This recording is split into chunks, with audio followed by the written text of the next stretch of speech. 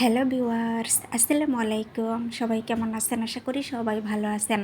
আজকে আমি মচমচে নিমকি বানাবো। তো এজন্য প্রথমে আমি ১ কাপ পরিমাণ আটা নিয়েছি। তারপর এখানে ১ চামচ পরিমাণ কালো জিরা, স্বাদ মতো লবণ এবং পরিমাণ মতো তেল দিয়ে ভালোভাবে মেখে নিয়েছি। তারপর এখানে অল্প অল্প পানি দিয়ে আমি ডোটা তৈরি করে নিয়েছি। তারপর এখানে আমি 1/2 চামচ পরিমাণ বেকিং পাউডার দিয়ে আবারও ভালোভাবে ডোটা মথে নেব।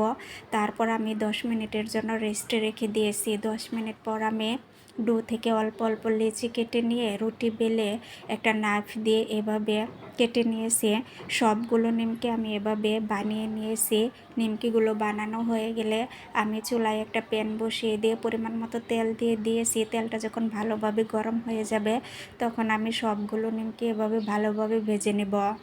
নিমকিগুলো যখন ভালোভাবে ভাজা হয়ে যাবে তখন আমি এগুলো উঠিয়ে নিয়েছি।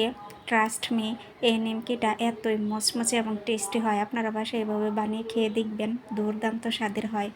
তো চলে যাচ্ছি, দেখা হবে নেক্সট কোনো ভিডিওতে। সে পর্যন্ত সবাই ভালো থাকবেন, শুভকামনা সবার জন্য। ধন্যবাদ সবাইকে।